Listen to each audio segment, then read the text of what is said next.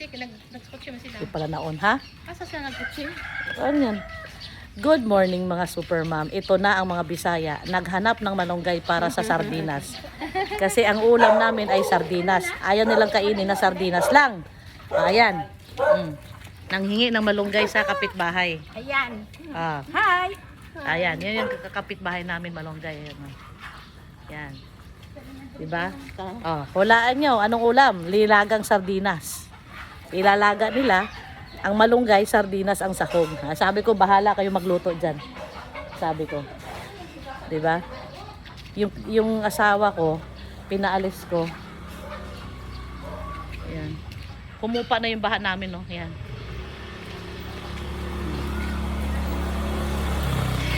Kahapon pa to humupa ang baha dito. Pero, doon sa ibang street, malalim pa hanggang bewang pa daw. So, pero, pagka may awaan Diyos, tuloy-tuloy ito na hindi na uulan. Ano na to? Tawag nito. Passable na yan doon. Matutuyo. Kasi, kaya mabilis tumuyo dahil yung submersible pump. Buti nga, hindi nasira. Minsan nasisira yung submersible pump. Naku, mas lalong matagal, tawag nito, matagal humupa ang baha. Pero since na dito sa namin, sa part namin, dito sa phase 3, dalawa ang submersible. So mabilis ang pagsipsip ng tubig. Kaya kami dito nauuna talaga kami natutuyo dito ng tubig. Pero hopefully sana hindi na manyari uli na mabaha kami. Maayos. Siguro ngayon ayusin nila. Double time nilang ayusin yung pader na may butas. Okay. Kasi yun lang naman problema sa amin dito. Once na nagkabutas ang pader, yan. Apektado kami dito. Pero kami, sa 6 years namin dito, first time lang namin nakaranas ng baha. Dahil nga dyan sa nabutas. Kasi before pa kami dito lumipat, undoy lang daw kami naka-explain tong bahay na to ng baha. Pero, ang undoy hindi pumasok sa mga kabahayan. Diyan lang sa kalsada ang baha ni undoy. Yan. Ewan ko lang ngayon bakit ganon.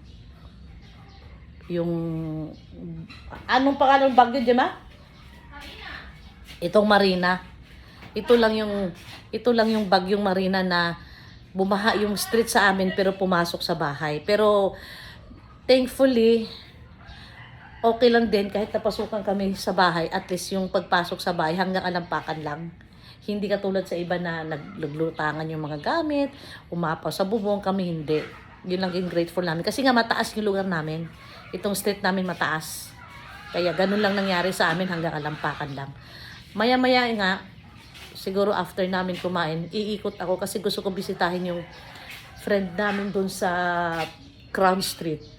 Kapitbahay namin yung sa Cubao dati, nakabili din dito yung parents nila ng bahay. Bibisitahin ko kasi kahapon nag-post sila, nagpapasaklolo sila kasi ang tubig umabot sa bubungan nila. So ngayon, hopefully, ang tubig nag-subside na rin. Hinihintay ko lang asawa ko para bisitahin namin yung friend namin. Ayan. Ayan ang sitwasyon namin dito ngayon.